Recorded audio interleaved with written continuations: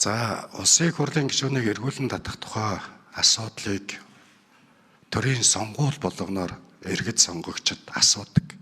Энэ ажлыг та нар хийх юм уу, хийхгүй юм уу гэд. Нэр дэвшигч нараас. Өнөөдөр байгаа сонгуулийн тухай хуулиар бол энэ 126 гишүүн ард түмэнтэй байгуулсан гэрээ байхгүй шүү дээ, хувь болгон. Хуучин их хурлын гишүүд өөрсдийн мөрийн хөтөлбөртэй байдаг ус. Тойрог дээр. Одоо бол байхгүй.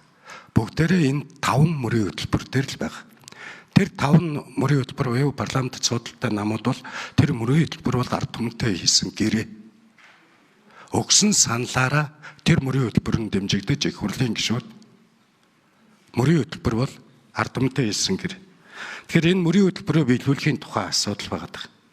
Нэгэсэндээ засаглуул бид сонгогдвол ийм ажилийнэ гэдэг зүйлээ хийж чадахгүй байгаад нь татах уугүй гэдэг тухай ярих хэрэгтэй. Дараагийн асуудал нь за их хурлын гишүүнийг эргүүлэн татцсан байхад дараа нь яах? Оронд нь хэнийг оруулах? Тэр механизмыг хаанаас суулгаж өгсөн? Хэрвээ жагсаалтын гишүүнийг эргүүлэн татаад дараагийн жагсаалтын үн нь орно гэвэл тэр хүн чинь мөнхөд өмнөх жагсаалтын гишүүдэд байнга оролдоно л гэсэн үг. Байнга оролдсон шүү дээ. Тэгэхээр тухайн дэвшүүлсэн нам нь хэнийг оронд нь оруулах юм бэ гэдэг зүйлийг энэ хуулийн төслөөр би харах гээд чадсангүй. Дээрээс нь олонхын конопор их хурлд олонхыг бүрдүүлэгч нь ёс зүйн хороо байна уу, нам байна уу, иргэд сонгогчд байна уу, зэц байна уу ингээ оруулаад ирэхэд их хурлын гишүүдийн олонхын конопор их хурлын гишүүнээс эргүүлэн татагдана гэж байна.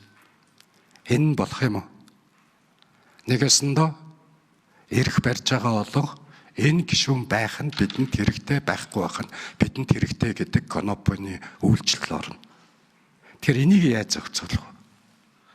Тэгээ ёс зүйн дүрм гэж бас батлах ёсгүй баха. Ер нь ёс зүй ярьж байгаа бол нэгэнт хэрвээ энэ хууль батлагдвал дагаж гарах хууль болж хуурах ёстой байна. Дүрмээр бид нар асуудлыг шийдэх нь бас буруу баха. Ер нь бол зүгээр их хурлын гишүүдэд одоо жишээ нь эрүүгийн хууль чинь нэг талаасаа эрүүгийн гэмт хэрэгтнийг шийдэхээс гадна нөгөө талдаа айлгах буюу соён гэгэрүүлэх ажил үүдэг чи хүн гэмтээвэл тэдэн жилийн ялтаа шүү гэдэг. Тэрнтэй адилхан ийм зүйл бас их хурлын тухай хуулинд байх нь зөв байх гэж бодож байгаа. За хариулъя ажлын хэсгийн 2 номер. За дотоод гишүүний асуултанд хариулъя. Юун төрөн уг хуулийн төсөлтэй холбоотойгоор хэрэгцээ эгүүлэн татагдвал гэдэг ийм нөхцөл та хэллээ. Энэ бол улсын хурлын сонгуулийн хуулиар зохицуулагдах байна. Улсын хурлын сонгуулийн хуулиар. Өөрөөр хэлбэл одоо ч гэсэн улсын хурлын сонгуулийн хуулиар зохицуулагдаж байгаа. Тийм учраас тэрүүгээрээ бас зохицуулагдана. Хоёрдугаарт бас нэг зүйлийг бид нэр хүн бодох хэрэгтэй. Дүрмээр байх уу, хуулиар байх уу гэдэг бол улсын хурлын өөрийнх нь онцгой бүр ирэх асуудал. Одоо бол дүрмээр ёс зүйн дүрмийг зохицуулж ирсэн байна. 2009 оноос хойш анх удаа 2009 онд бол энэ дүрмээр зохицуулсан юм лээ. Хожим 2021 онд дүрмийг бол шинчилж батлаад одоо дагаж мөрдөж байна.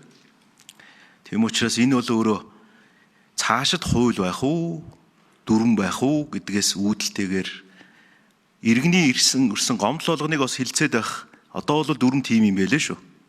Ирсэн гомдлыг л одоо ёс зүйн дэд хороогоор хилцэх юм. Заавал хилцэх юм зохицуулттай. Тийм учраас хуулийн төсөлд урьдчилан хянан үзэж гэдэг ийм нөхцөлийг бичсэн. Түүний дараагаар цаашид үндсэн хуулийн цэцэд хандах уугүй юу гэдгийг шийдэхийн тулд эхлээд дэд хороо мань өөрөө бас нээлттэйгээр хэлэлцээд чуулганаар хэлэлцээд цаашид үндсэн хуулийн цэцийн энэ асуудал цаашаа өрнөнө. Хоёрдугаарт бас нэг зүйлийг бас бид бүхэн бас бодох хэрэгтэй. Монгол улсын үндсэн хуулийн одоо 92 онд хүчин төгөлдөр дагаж мөрдөж ирснээс хойш хамгийн түрүүний батсан хууль үндсэн хуулийн цэцийн хууль гэдэг 5 сарын 10-ны өдрийн 92 оны. Энэ хууль хүчин төгөлдөр үйлчилж эхэлснээс хойш өнөөг хүртэл яг одоо ч гэсэн иргэд үндсэн хуулийн цэцэд улсын хурлын гишүүн цөөл зөрчсөн хэсэг асуудал, эгүүлэн татах хэсэг асуудлаар мэдээлэл гаргах, өргөдөл гаргах эрх нь одоо ч бас нээлттэй шүү. Үндсэн хуулийн цэцэд маргааны шийдвэрлэх тухай хуулиарч тэр, үндсэн хуулиарч тэр Бид нар нөгөө байхгүй зүйлийн тухай биш, энэ чинь одоо явж байгаа гэдэг юм зүйлийг гэдгийг бас мартаж болохгүй. Харин улсын их хурл энэ асуудлаа хилэлцээд хүсэлт гаргуул, хүсэлтийг бол заавал маргаан үүсгэж шийддэг. Хүсэлт гаргуул. Өнгөрсөн 30 гаруй жилийн хугацаанд улсын их хурл одоогоор ганц удаа хүсэлт гаргасан байгаа. Тэмүүжин нарын гишүүдийн санаачлагаар өнгөрсөн 7 хоногт улсын их хурлын нэг хүлээж авах шиг болсон. Өөрөөр хэлбэл ард нийтийн төлөөллийн дээд байгууллага өөрсдөө асуудлаа хилцэж байгаа байдлаар парламентынхаа дархлааг үлдээж хангаж байгаа юм. Хэрвээ одоо хүчин төгөлдөр үйлчилж байгаа хуультайгаа энтэйгээ зэрэгцээд энэ дараачийн жагсаалтаас нь шууд оруулахгүй гэдэг хуулийн зохицуул энэ ёстой хин нэгэн зориулсан хууль болох байна. Хуулийн бол төсөл бол хин нэгэнд ерөөсөө зориулаагүй. Хин нэг жишээ бид нар энэ хуультай шууд авч хэрэгжилж бас болохгүй. Ягаад гэвэл хуулийн төсөл маань бол өөрөө тэнд зориулагдаггүй. Батлагдсан өдрөөс дагаж мөрдөнө. Баярлалаа танд. За яг тэгээд би бол энэ хуулийн төслийг нэг их хурл нэг хилцээд аваадахасаа гэж бодож байгаа. Тэгээ олонхороо нөгөө санал өгөхдөө шийдээд явах ба. Зарим зүйлүүд төслийн зарим зүйлүүд дээр бас саналуудаа оруулаад зарим өөрчлөлтүүдээ хийх ёстой гэдэг өнцгөр хууль санаачлагч юу гэж бодож байгаа юм бэ гэж асуугаад байна. Түүнээс биш энэ одоо жишээ нь манай намын 5 дахь, ардын намын 17 дахь, биш 19, 19-т байгаа хүн, арчилсан намын 17 дахь хүн намын 7 дахь чагсаалт, үндэсний эвслийн 5 дахь чагсаалт. Тэд нар ч нэг юм бодож эхэлнэ шүү дээ.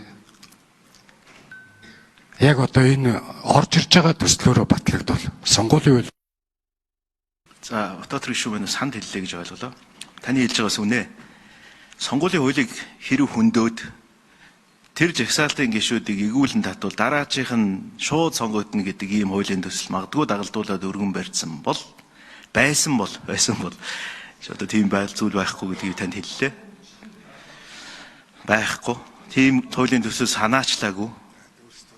Зүгээр тэгж нөгөө ирээдүйд тэгвэл гэдэг ийм нөхцлөөр ургуулж одоо бид нар шууд хуулийг хэрэгжилж одоо батлагснаар төсөөлөд тэгж би одоо хууль санаачлаг тийм хууль санаачлаг болохоор тэн дээр бол тайлбар хийхгүй байгаад байна.